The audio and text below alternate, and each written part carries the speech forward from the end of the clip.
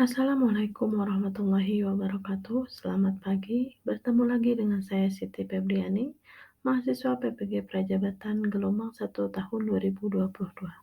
Kali ini saya akan memaparkan mengenai aksi nyata merancang perencanaan pembelajaran dan asesmen yang ada di topik 2 mata kuliah Prinsip Pengajaran dan Asesmen.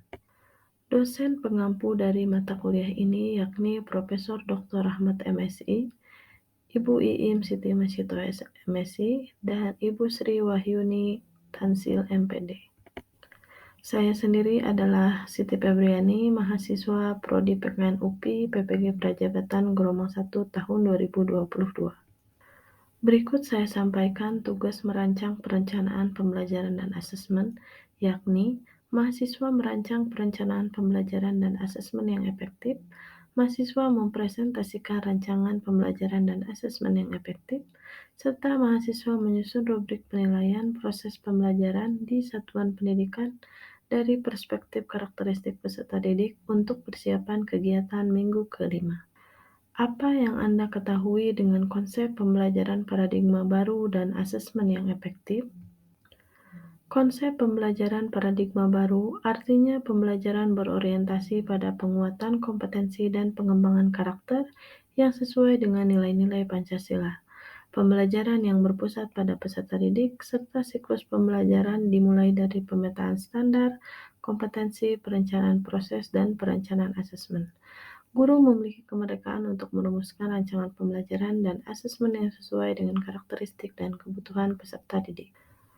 Asesmen yang efektif sendiri terdiri dari 3 aspek, yakni asesmen for learning yang memungkinkan guru menggunakan informasi kondisi siswa untuk strategi pembelajaran, biasanya digunakan di akhir pembelajaran. Kemudian asesmen as learning yang memungkinkan siswa bercermin pada capaian dan kemajuan belajarnya, biasanya digunakan untuk penilaian di proses pembelajaran.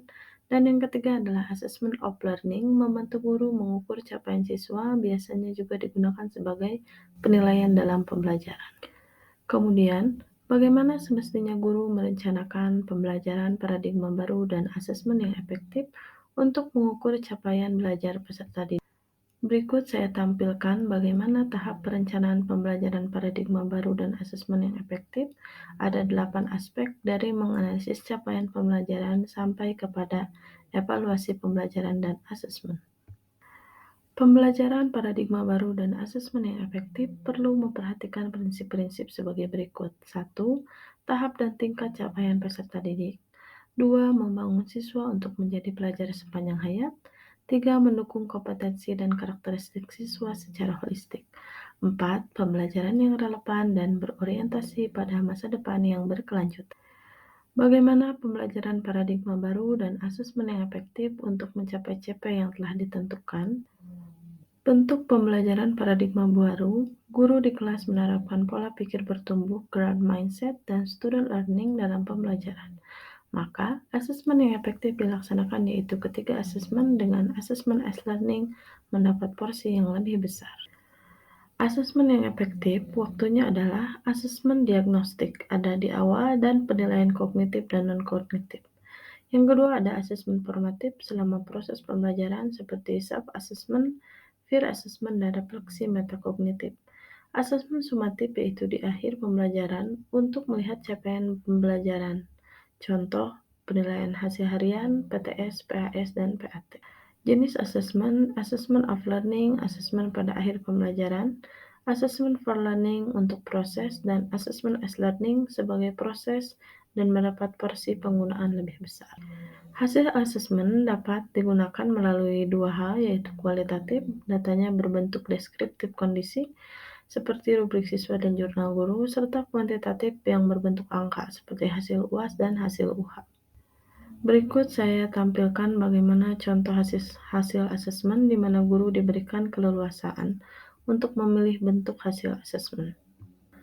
Oke, teman-teman, ini merupakan rubrik penilaian proses pembelajaran di kelas yang saya ajar, yaitu kelas 8.3 SMPN 15 Bandung dari perspektif karakteristik peserta didik.